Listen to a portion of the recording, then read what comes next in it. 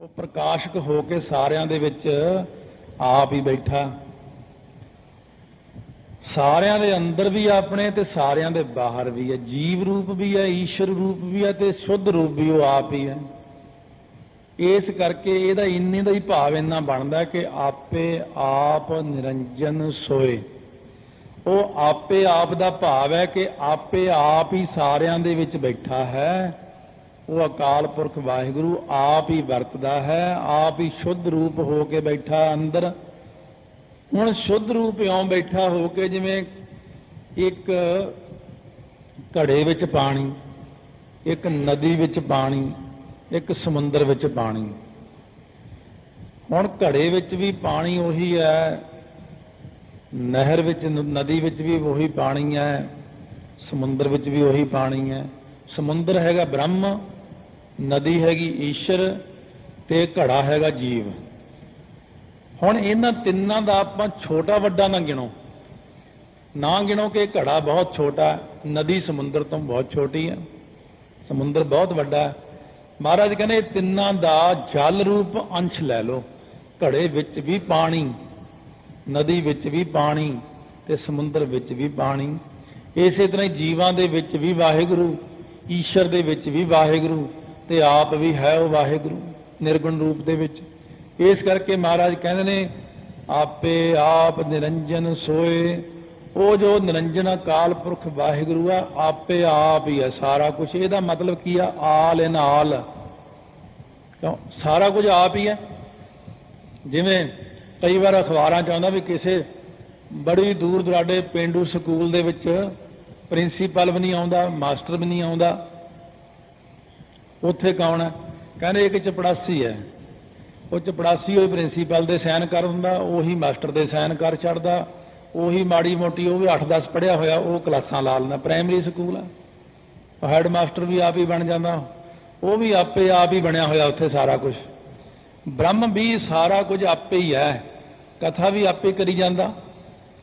ਸੁਣ ਤੁਹਾਡੇ ਵਿੱਚ ਵੀ ਆਪੇ ਬੈਠ ਕੇ ਸੁਣੀ ਜਾਂਦੇ, ਤੁਸੀਂ ਹਾਂ ਹਾਂ ਕਰੀ ਜਾਂਦੇ ਹੋ।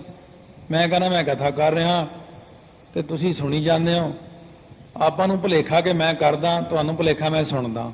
ਸਾਨੂੰ ਸਭ ਨੂੰ ਭੁਲੇਖਾ ਪਾਈ ਬੈਠਾ। ਉਹ ਕਰੀ ਜਾਂਦਾ ਆਪ ਹੀ ਸਾਰਾ ਕੁਝ, ਨਾ ਮੈਂ ਕਰਦਾ ਨਾ ਤੁਸੀਂ ਕਰਦੇ ਹੋ ਕੁਝ। ਆਪਾਂ ਮਿੱਟੀ ਦੇ ਪੁਤਲੇ ਹਾਂ, ਮਿੱਟੀ ਦੇ ਪੁਤਲੇ ਵਿਚਾਰੇ ਨੇ ਕੀ ਕਰਨਾ? ਬ੍ਰਹਮ ਦੀ ਚੇਤਨ ਸੱਤਾ ਹੀ ਆਪਾਂ ਤੋਂ ਸਾਰਾ ਕੰਮ ਕਰਵਾ ਰਹੀ ਹੈ। ਇਸ ਕਰਕੇ ਮਹਾਰਾਜ ਕਹਿੰਦੇ ਉਹ ਇਸ ਕਰਕੇ ਉਹ ਨਿਰੰਜਨ ਸ਼ੁੱਧ ਪਰਮੇਸ਼ਰ ਸਾਰੇ ਕਿਤੇ ਵਿਆਪਕ ਰੂਪ ਹੋ ਕੇ, ਇਸੇ ਕਰਕੇ ਤਾਂ ਉਹ ਹੈ ਨਿਰਭਉ।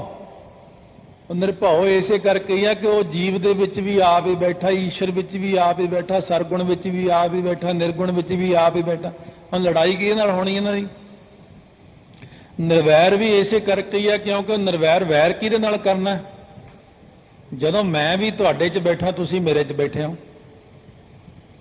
ਹੁਣ ਲੜਨਾ ਕਿਹਦੇ ਨਾਲ ਹੈ? ਜਦੋਂ ਐਸੀ ਅਵਸਥਾ ਪਹੁੰਚ ਗਈ, ਗੁਰੂ ਅਰਜਨ ਦੇਵ ਮਹਾਰਾਜ ਕਹਿੰਦੇ ਨੇ ਨਾ ਕੋ ਬੈਰੀ ਨਾ ਹੈ ਬੇਗਾਨਾ, ਸਗਲ ਸੰਗ ਹਮ ਕੋ ਬਨ ਆਈ। ਸੋ ਜਿਵੇਂ ਬਾਬਾ ਗੁਰੂ ਅਰਜਨ ਸਿੰਘ ਜੀ ਖਾਲਸਾ ਇਉਂ ਪਲੰਘ ਦੇ ਉੱਤੇ ਬੈਠੇ ਸਿੰਘਾਂ ਦਾ ਭਜਨ ਕਰਦੇ ਨੇ, ਅਚਾਨਕ ਇਉਂ ਹਵਾ ਦੇ ਵਿੱਚੋਂ ਇੱਕ ਮਹਾਤਮਾ ਪ੍ਰਗਟ ਹੋ ਗਿਆ। ਮਹਾਂਪੁਰਸ਼ ਜਲਦੀ ਨਾਲ ਉੱਠ ਕੇ ਕਾਹਲੀ ਨਾਲ ਖੜੇ ਹੋਏ, ਕਹਿੰਦੇ ਲਿਆਓ ਪਲੰਘ ਲਿਆਓ, ਜਲਦੀ ਕਰੋ। ਪਲੰਘ ਵਿਛਾਇਆ, ਉਹਨਾਂ ਨੂੰ ਬਿਠਾਇਆ। ਕਹਿੰਦੇ ਮਹਾਰਾਜ ਮੈਨੂੰ ਹੁਕਮ ਕਰਦੇ ਮੈਂ ਆ ਜਾਂਦਾ ਉੱਥੇ, ਤੁਸੀਂ ਕਿਉਂ ਆਏ? ਖੇਚਲ ਕੀਤੀ। ਕਹਿੰਦੇ ਨਹੀਂ, ਮੇਰੇ ਮਨ ਤਾਂ ਅੱਜ ਨਾ ਇੱਕ ਸੰਕਲਪ ਆਇਆ ਬੈਠੇ ਨੇ। ਕਹਿੰਦੇ ਕੀ ਆਇਆ? ਕਹਿੰਦੇ ਗੁਰਬਚਨ ਸਿੰਘ ਤੂੰ ਬ੍ਰਹਮ ਗਿਆਨ 'ਚ ਚਲਿਆ ਗਿਆ। ਆਹ ਸਾਹਮਣੇ ਜਿਹੜੇ ਜੀਵ ਬੈਠੇ ਨੇ ਇਹ ਬ੍ਰਹਮ ਰੂਪ ਨੇ, ਇਹਨਾਂ ਵਿੱਚ ਵੀ ਤੈਨੂੰ ਬ੍ਰਹਮ ਹੀ ਦਿਖਦਾ ਤੇ ਤੂੰ ਆਪ ਵੀ ਬ੍ਰਹਮ ਗਿਆਨੀ ਹੈ ਤੇ ਸਰਬ ਵਿਆਪਕ ਬ੍ਰਹਮ ਹੈ। ਆਹ ਜਿਹੜੀ ਤੂੰ ਕਥਾ ਕਰਕੇ ਸੁਣਾਉਣਾ, ਇਹ ਕੀ ਸੁਣਾਉਣਾ? ਬ੍ਰਹਮ ਨੂੰ ਬ੍ਰਹਮ ਉਪਦੇਸ਼ ਨਹੀਂ ਨਾ ਕਰ ਸਕਦਾ, ਤੈਨੂੰ ਤਾਂ ਇਹਨਾਂ 'ਚ ਬ੍ਰਹਮ ਨਹੀਂ ਦਿਖਦਾ ਸਾਰਿਆਂ 'ਚ। ਉਸ ਵਕਤ ਮਹਾਂਪੁਰਸ਼ ਕਹਿੰਦੇ ਤੁਹਾਨੂੰ ਮਹਾਂਪੁਰਸ਼ੋ ਇੰਨਾ ਵੀ ਤਾਂ ਪਤਾ ਨਾ, ਬ੍ਰਹਮ ਗਿਆਨੀ ਦੇ ਅਧੀਨ ਅਗਿਆਨ ਵੀ ਹੁੰਦਾ। ਮੈਂ ਅਗਿਆਨ ਦੀ ਅੰਸ਼ ਨੂੰ ਗ੍ਰਹਿਣ ਕਰਕੇ ਆਪਣੇ ਆਪ ਤੇ ਪਰਦਾ ਪਾ ਕੇ ਫਿਰ ਇਹਨਾਂ ਨੂੰ ਉਪਦੇਸ਼ ਕਰਦਾ। ਕਿਵੇਂ? ਜਿਵੇਂ ਇੱਕ ਬੰਦੇ ਨੇ, ਕੋਈ ਐਮਐਡ ਪੜ੍ਹਿਆ ਹੋਇਆ ਬੰਦਾ, ਉਸ ਬੰਦੇ ਨੂੰ ਸਾਰਾ ਗਿਆਨ ਹੈ, ਚਾਹੇ ਉਹ ਪੰਜਾਬੀ ਦੀ ਐਮਏ ਕੀਤੀ, ਫਿਰ ਐਮਐਡ ਕਰ ਲਈ, ਉਹਨੇ ਟੀਚਰ ਲੱਗ ਗਿਆ। ਨੌਕਰੀਆਂ ਨਹੀਂ ਮਿਲਦੀਆਂ, ਚਲੋ ਪ੍ਰਾਇਮਰੀ ਸਕੂਲ 'ਚ ਹੀ ਸਹੀ। ਬਲੈਕ ਬੋਰਡ ਦੇ ਅੱਗੇ ਚਾਕ ਫੜ ਕੇ ਖੜਾ ਹੋ ਗਿਆ, ਉਹ ਚੌਕ ਲੈ ਕੇ ਕਹਿੰਦਾ ਊੜਾ ਐੜਾ ਈੜੀ ਸੱਸਾ ਹਾਹਾ ਲਿਖ ਦਿੱਤਾ ਉਹਨੇ।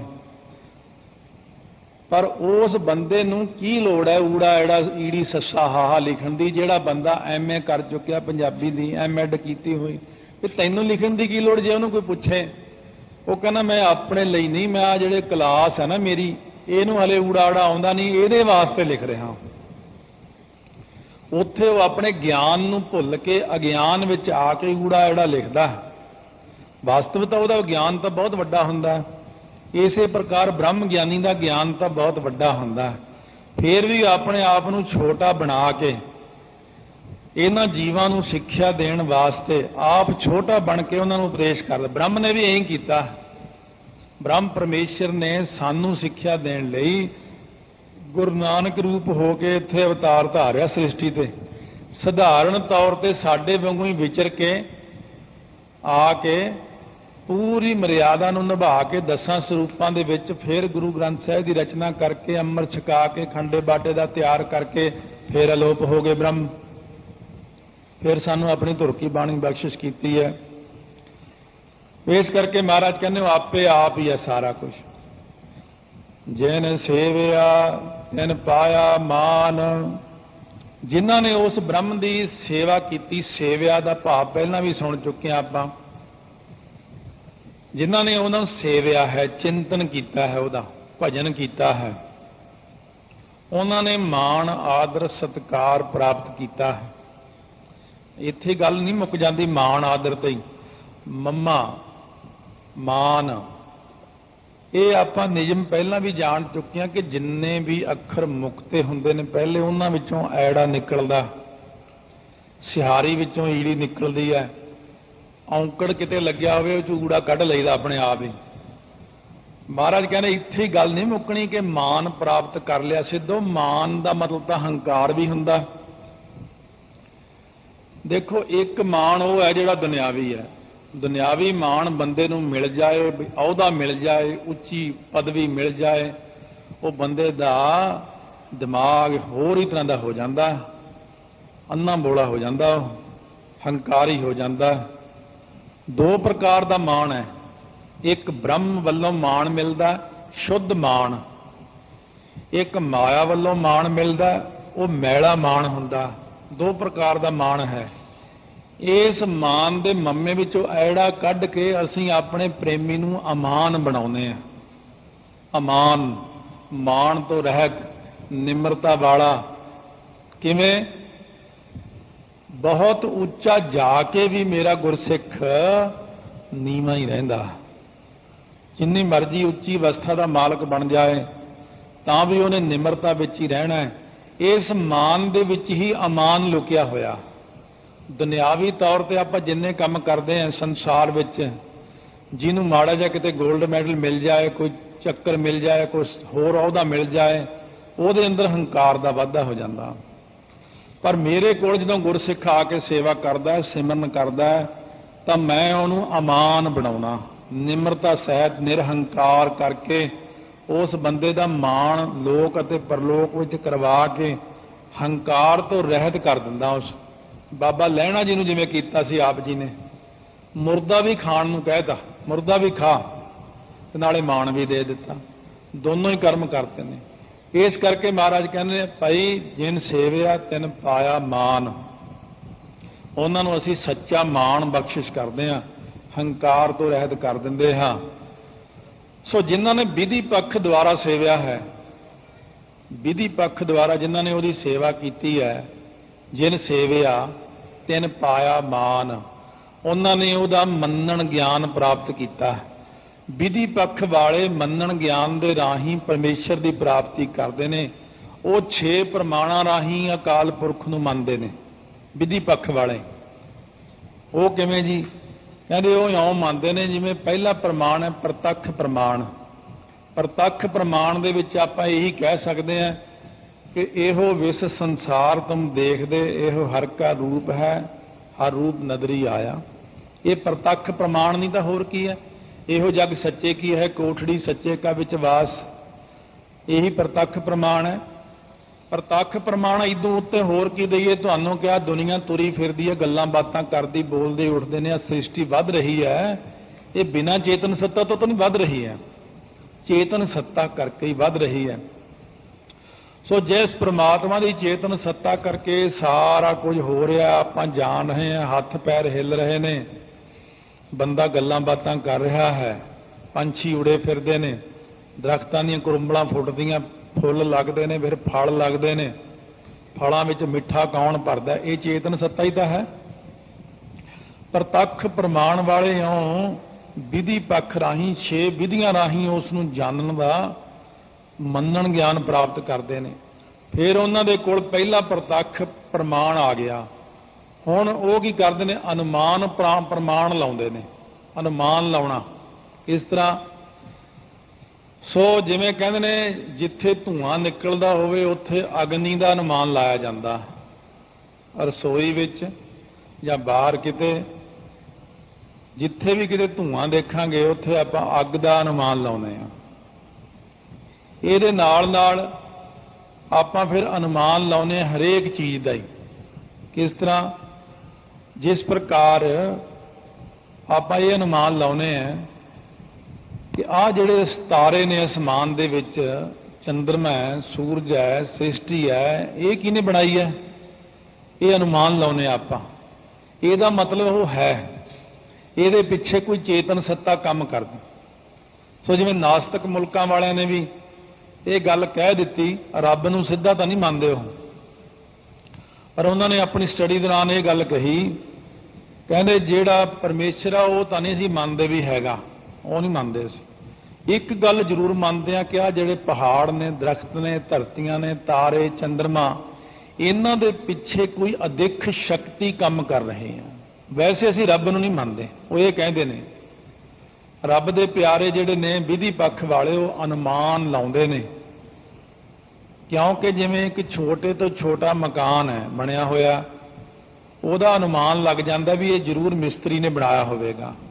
ਇਸੇ ਪ੍ਰਕਾਰ ਸਾਰੀ ਸ੍ਰਿਸ਼ਟੀ ਨੂੰ ਦੇਖ ਕੇ ਅਨੁਮਾਨ ਲੱਗ ਜਾਂਦਾ ਹੈ ਕਿ ਆ ਜਿੰਨਾ ਕੁਝ ਬਣਿਆ ਹੋਇਆ ਹੈ, ਕੁਦਰਤ ਦਿਸਾ, ਕੁਦਰਤ ਸੁਣੀਆ, ਕੁਦਰਤ ਭਉ ਸੁਖਸਾਰ, ਕੁਦਰਤ ਪਾਤਾਲੀ ਆਕਾਸੀ, ਕੁਦਰਤ ਸਰਬ ਆਕਾਰ, ਇਹ ਸਾਰਾ ਕੁਝ ਕੁਦਰਤ ਨੇ ਬਣਾਇਆ। ਪਰ ਕੁਦਰਤ ਕਿਹਨੇ ਬਣਾਈ ਹੈ? ਕਾਦਰ ਨੇ। ਇਉਂ ਵਾਹਿਗੁਰੂ ਦਾ ਅੰਦਾਜ਼ਾ ਲਾ ਲੈਂਦੇ ਨੇ।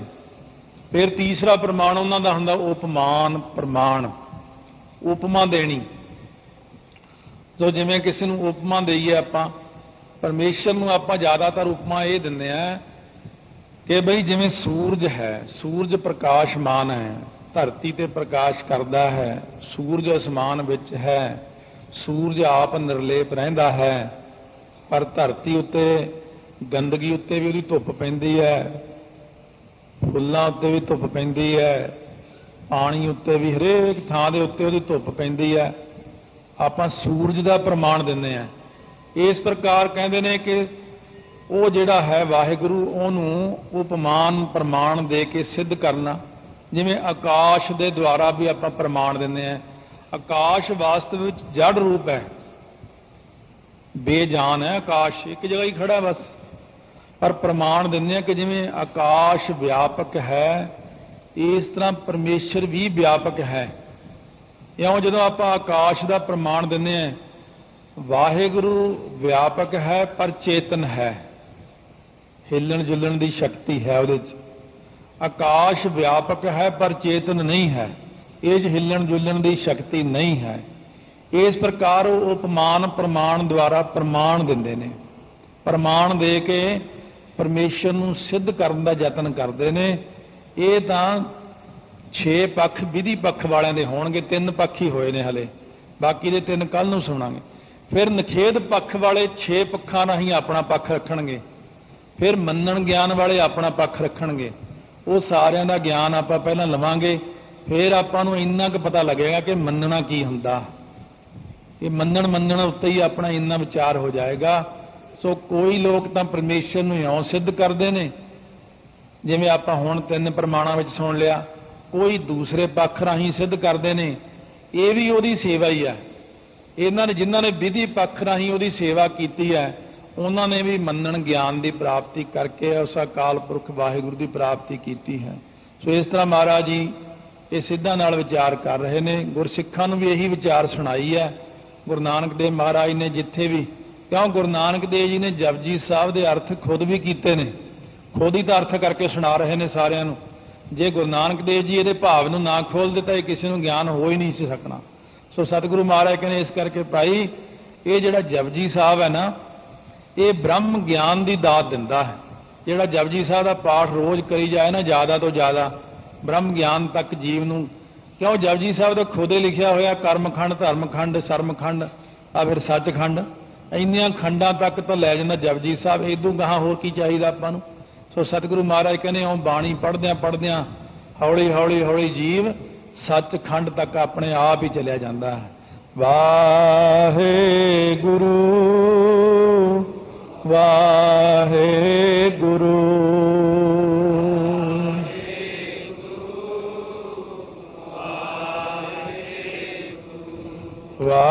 ਵਾਹਿਗੁਰੂ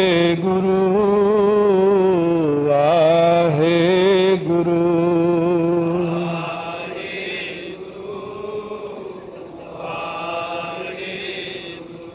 ਜੀ। ਮਹਾਰਾਜ ਸ਼ਰਵਣ ਕਰ ਰਹੇ ਹਾਂ ਜਪਜੀ ਸਾਹਿਬ ਦੇ 5ਵੀਂ ਪੌੜੀ ਦੇ ਵਿੱਚ। ਸੋ ਪ੍ਰਮਾਣ ਨੇ ਕੁਛ, ਜਿਨ੍ਹਾਂ ਪ੍ਰਮਾਣਾਂ ਦੁਆਰਾ ਜਿਨ ਸੇਵਿਆ, ਕਿਸੇ ਨੇ ਕਿਵੇਂ ਉਹਨੂੰ ਸੇਵਾ ਕੀਤੀ, ਕਿਸੇ ਨੇ ਕਿਵੇਂ ਸੇਵਾ ਕੀਤੀ ਹੈ। ਵਿਧੀ ਪੱਖ ਦੇ ਪ੍ਰਮਾਣ ਨੇ 6। ਕਈ ਚੀਜ਼ਾਂ ਭਾਵੇਂ ਆਪ ਜੀ ਲਈ ਨਵੀਆਂ ਸੰਗਤ ਵਾਸਤੇ, ਐਸੀਆਂ ਚੀਜ਼ਾਂ ਜਿਹੜੀਆਂ ਉਹ ਵਿਦਵਾਨ ਛੱਡ ਹੀ ਗਏ ਲਗਭਗ, ਕਿਉਂਕਿ ਉਹ ਕਹਿੰਦੇ ਨੇ ਇੱਕ ਤੇ ਆਪਣਾ ਦਿਮਾਗ ਖਪਾਓ, ਬਹੁਤ ਜ਼ੋਰ ਲੱਗਦਾ ਇਹਨਾਂ ਚੀਜ਼ਾਂ ਤੇ, ਦਿਮਾਗ ਥੱਕ ਜਾਂਦਾ। ਵੀ ਇੱਕ ਜਿਹੜੇ ਸਾਹਮਣੇ ਬੈਠੇ ਆ ਉਹ ਕਹਿੰਦੇ ਕਲਾਸੀਕਲ ਰਾਗ ਵਾਲਿਆਂ ਵਾਂਗੂ, ਜੇ ਕਲਾਸੀਕਲ ਗਾਉਣ ਲੱਗ ਜੇ ਕੋਈ ਰਾਗ, ਲੋਕ ਉੱਠ ਕੇ ਤੁਰਨੇ ਸ਼ੁਰੂ ਹੋ ਜਾਂਦੇ। ਵੀ ਇਹ ਤਾਂ ਬੜਾ ਔਖਾ ਹੈ, ਸਿੱਧੀਆਂ ਧਾਰਨਾ ਹੀ ਠੀਕ ਹੈ ਸਾਨੂੰ, ਲੋਕ ਧਾਰਨਾ ਤੇ ਜ਼ਿਆਦਾ ਖੁਸ਼ ਰਹਿੰਦੇ ਨੇ, ਜਾਂ ਆਮ ਜੇ ਰਾਗੀ ਕੀਰਤਨ ਕਰਨ। ਇਹ ਚੀਜ਼ਾਂ ਸਾਰੀਆਂ ਬੜੀਆਂ ਮਹਿੰਗੀਆਂ ਹਨ। ਜੇ ਹੌਲੀ ਹੌਲੀ ਆਪਾਂ ਇੰਨਾ ਡੂੰਘਾ ਗਿਆਨ ਛੱਡਦੇ ਗਏ ਨਾ, ਤਾਂ ਇੱਕ ਦਿਨ ਆਪਾਂ ਬਿਲਕੁਲ ਹੀ ਅਗਿਆਨ ਵਿੱਚ ਹੀ ਚਲੇ ਜਾਵਾਂਗੇ। ਫਿਰ ਇਹ ਸਾਰੀਆਂ ਚੀਜ਼ਾਂ ਦਾ ਗਿਆਨ ਹੋਣਾ ਬੜਾ ਜ਼ਰੂਰੀ। ਆਓ ਮਹਾਰਾਜ ਗੁਰੂ ਨਾਨਕ ਦੇਵ ਜੀ ਸਿੱਧਾਂ ਨਾਲ ਚਰਚਾ ਕਰਦੇ ਨੇ, ਨਾਲ ਗੁਰਸਿੱਖਾਂ ਨੂੰ ਵੀ ਸਮਝਾਉਂਦੇ ਨੇ ਕਿ ਵਿਧੀ ਪੱਖ ਕਰਕੇ ਜਿਨ ਸੇਵਿਆ ਤਿਨ ਪਾਇਆ ਮਾਨ। ਉਹਨਾਂ ਨੇ ਮੰਨਣ ਗਿਆਨ ਨੂੰ ਪ੍ਰਾਪਤ ਕੀਤਾ। ਸੋ ਮਹਾਰਾਜ ਨੇ ਪਹਿਲਾਂ 3 ਪ੍ਰਮਾਣ ਆਪਾਂ ਨੂੰ ਸੁਣਾਏ ਨੇ, ਪ੍ਰਤੱਖ ਪ੍ਰਮਾਣ, ਅਨੁਮਾਨ ਪ੍ਰਮਾਣ, ਉਪਮਾਨ ਪ੍ਰਮਾਣ। ਇਹ 3 ਪ੍ਰਮਾਣ ਆਪਾਂ ਕੱਲ ਸ਼ਰਵਣ ਕੀਤੇ ਨੇ। ਹੁਣ ਇਸ ਦੇ ਵਿੱਚ ਚੌਥਾ ਪ੍ਰਮਾਣ ਜਿਹੜਾ ਉਹ ਸ਼ਬਦਾਪਤੀ ਪ੍ਰਮਾਣ ਹੈ। ਸ਼ਬਦਾਪਤੀ, ਦੇਖੋ ਸ਼ਬਦ ਨਾਲ ਯਕੀਨ ਆਉਣਾ। ਕਿ ਕੋਈ ਲੜਕਾ ਕਿਸੇ ਦਾ ਮਿਲਟਰੀ 'ਚ ਭਰਤੀ ਹੋਇਆ, ਉਹਦਾ ਦੋਸਤ ਮਿਲਟਰੀ 'ਚੋਂ ਛੁੱਟੀ ਤੋਂ ਆਇਆ ਜਦੋਂ, ਤਾਂ ਉਸੇ ਪਿੰਡ ਵਿੱਚ ਉਹ ਦੂਸਰੇ ਲੜਕੇ ਦਾ ਪਿਤਾ ਵੀ ਰਹਿੰਦਾ, ਪਰਿਵਾਰ ਨੂੰ ਮਿਲਣ ਗਿਆ, ਜਾ ਕੇ ਕਹਿਣ ਤੁਹਾਡਾ ਲੜਕਾ ਸੂਬੇਦਾਰ ਬਣ ਗਿਆ। ਇਹਨੂੰ ਕਹਿੰਦੇ ਨੇ ਸ਼ਬਦਾਪਤੀ ਪ੍ਰਮਾਣ। ਘਰਦਿਆਂ ਨੂੰ ਸੁਣ ਕੇ ਹੀ ਯਕੀਨ ਆ ਗਿਆ, ਸੁਣਨ ਵਾਲੀ, ਸ਼ਬਦ ਸੁਣਨ ਵਾਲੀ ਯਕੀਨ ਆ ਗਿਆ ਵੀ ਸਾਡਾ ਲੜਕਾ ਸੂਬੇਦਾਰ ਬਣ ਗਿਆ। ਔਰ ਉਹਨਾਂ ਨੇ ਉਸੇ ਖੁਸ਼ੀ ਵਿੱਚ ਮਠਿਆਈ ਵੰਡੀ, ਅਖੰਡ ਪਾਠ ਕਰਾਇਆ। ਕੋਈ ਪੁੱਛੇ ਤੁਹਾਨੂੰ ਕਿੱਦਾਂ ਪਤਾ ਲੱਗਿਆ ਤੁਹਾਡਾ ਲੜਕਾ ਸੂਬੇਦਾਰ ਬਣ ਗਿਆ? ਕਹਿੰਦੇ ਉਹ ਫਲਾਣੇ ਬੰਦੇ ਨੇ ਆ ਕੇ ਕਿਹਾ। ਕਹਿੰਦੇ ਉਹਦੇ ਕਿਵੇਂ ਯਕੀਨ ਕਰ ਲਿਆ? ਕਹਿੰਦੇ ਉਹਦੀ ਪਲਟਣ ਵਿੱਚ ਹੈ, ਇਸ ਕਰਕੇ ਹੈ। ਇਹਨੂੰ ਸ਼ਬਦਾਪਤੀ ਪ੍ਰਮਾਣ ਕਹਿੰਦੇ ਨੇ। ਜੇ ਕੋਈ ਹੋਰ ਬੰਦਾ ਆ ਕੇ ਕਹੇ, ਪਿੰਡ ਦਾ ਜਾਂ ਆਸੇ ਪਾਸਿਓਂ ਕਹੇ, ਉਹਦੇ ਤੇ ਯਕੀਨ ਨਹੀਂ ਕਰ ਸਕਦਾ। ਇਸੇ ਪ੍ਰਕਾਰ ਜਦੋਂ ਸਤਿਗੁਰੂ ਜੀ ਕੋਈ ਸ਼ਬਦ ਕਹਿੰਦੇ ਨੇ ਬ੍ਰਹਮ ਦੇ ਬਾਰੇ, ਤਾਂ ਉਦੋਂ ਆਪਾਂ ਨੂੰ ਯਕੀਨ ਹੋ ਜਾਂਦਾ। ਜਦੋਂ ਸਤਿਗੁਰੂ ਜੀ ਮਹਾਰਾਜ ਕਹਿੰਦੇ ਨੇ ਕਿ ਉਹ ਵਾਹਿਗੁਰੂ ਸਰਬ ਵਿਆਪਕ ਹੈ, ਉਹ ਪਰਿਪੂਰਨ ਹੈ, ਗਗਨ ਮੈਂ ਥਾਲ ਰਵ ਚੰਦ ਦੀਪਕ ਬਨੇ ਤਾਰਿਕਾ ਮੰਡਲ ਜਨਕ ਮੋਤੀ ਧੂਪ ਮਲ ਆਨ ਲੋ ਪਵਨ ਚਵਰੋ ਕਰੇ। ਇਹ ਸਾਰੇ ਸਤਿਗੁਰੂ ਮਹਾਰਾਜ ਦੇ ਸ਼ਬਦ ਪ੍ਰਮਾਣ ਨੇ। ਸ਼ਬਦ ਕਰਕੇ ਯਕੀਨ ਦਾ ਆਉਣਾ, ਇਹ ਵਿਧੀ ਪੱਖ ਵਾਲਿਆਂ ਨੇ ਸ਼ਬਦ ਰਾਹੀਂ ਯਕੀਨ ਨੂੰ ਜਾਣਿਆ। ਸੋ ਇਸੇ ਪ੍ਰਕਾਰ ਇਹ ਸ਼ਬਦ ਰਾਹੀਂ ਆਪਾਂ ਨੂੰ ਗੁਰਬਾਣੀ ਰਾਹੀਂ ਭਰੋਸਾ ਪੈਂਦਾ ਕਿ ਅਕਾਲ ਪੁਰਖ ਹੈ। ਦੇਖਿਆ ਤਾਂ ਨਹੀਂ ਹੈ ਕਿਸੇ ਨੇ, ਪਰ ਹੈ। ਸਤਿਗੁਰੂ ਦੇ ਸ਼ਬਦ ਰਾਹੀਂ ਆਪਾਂ ਨੂੰ ਯਕੀਨ ਆਉਂਦਾ। ਪੰਜਵਾਂ ਪ੍ਰਮਾਣ ਜਿਹੜਾ ਹੈਗਾ ਉਹ ਹੈਗਾ ਅਰਥਾਪਤੀ ਪ੍ਰਮਾਣ। चीज का अर्थ कढ़ लेना। अर्थापति प्रमाण इस प्रकार हुंदा है, जिवें कोई बंदा दिन वेले भोजन नहीं करता, वो लोगों नूं कहंदा मैं तो रोटी छड्डी हुई है, पर रात नूं चोरी छिपे रोटी खांदा, चंगियां चीज़ां खांदा, तो फिर वो दिनों दिन भारा भी हुंदा जांदा। लोग अंदाजा लाउंदे ने भी ये बंदा वैसे तो सानूं कहंदा मैं खांदा कुछ नहीं, पर ये भारा हुंदा जांदा, जां शरीर इहदा मोटा रोटी छड्ड के तो बंदा पतला हो जांदा। इस करके जरूर ये लोके चीज़ खांदा होना। जिवें हजूर साहब बाबा गुरबचन सिंह जी खालसा गए तां उत्थे कहंदे जी एक इत्थे बाबा जी आए ने, बड़ी देर दे इत्थे झोंपड़ी 'च रहिंदे ने, कुछ नहीं खांदे, वो पाउणहारी ने।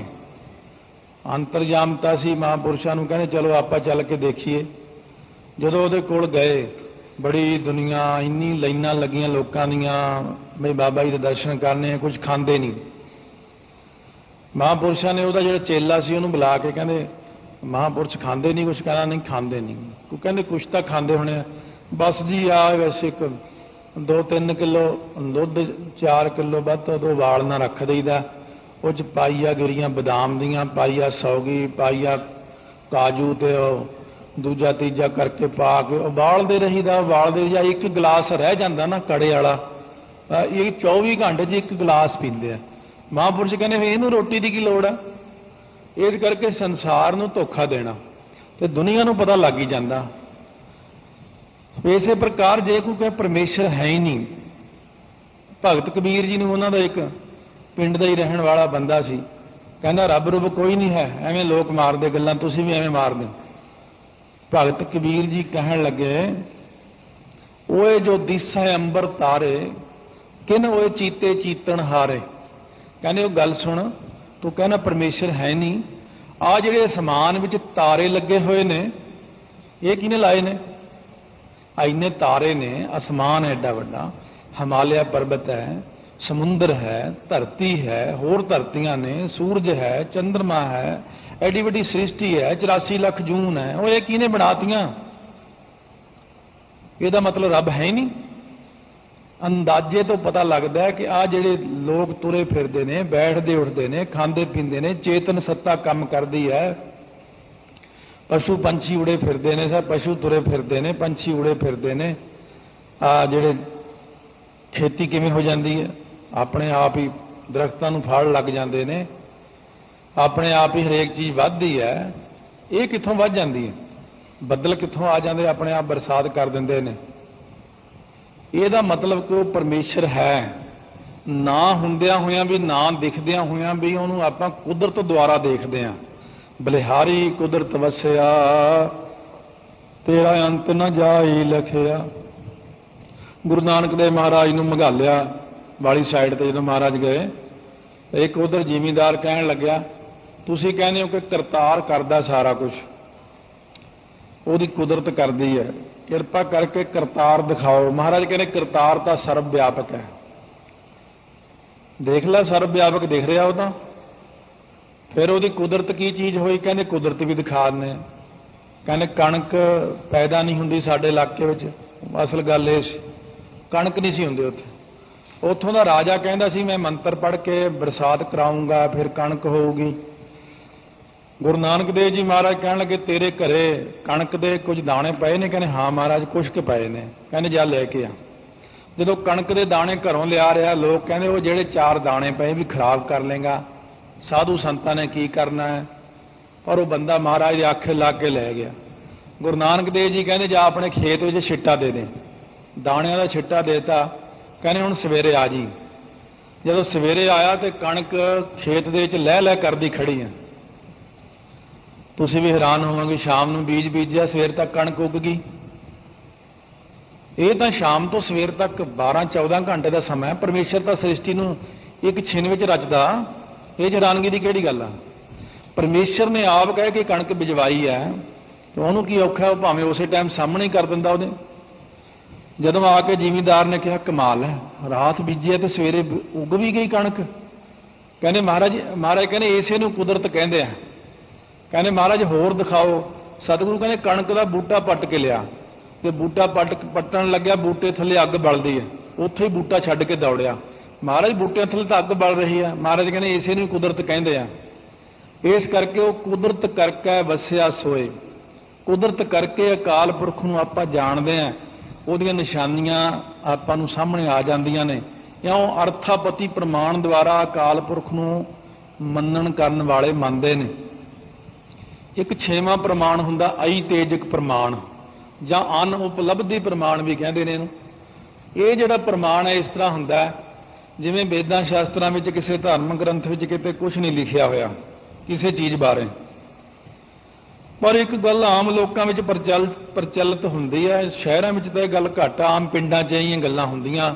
ਪੁਰਾਣਾ ਕੋਈ ਦਰਖਤ ਖੜਾ ਹੈ, ਬੋਹੜ ਦਾ, ਪਿੱਪਲ ਦਾ, 5-4 ਦਰਖਤ ਖੜੇ। ਪਿੰਡਾਂ ਦੇ ਲੋਕ ਕਹਿਣਗੇ ਉੱਧਰ ਨਾ ਜਾਇਓ, ਉੱਥੇ ਭੂਤ ਪ੍ਰੇਤ ਰਹਿੰਦਾ।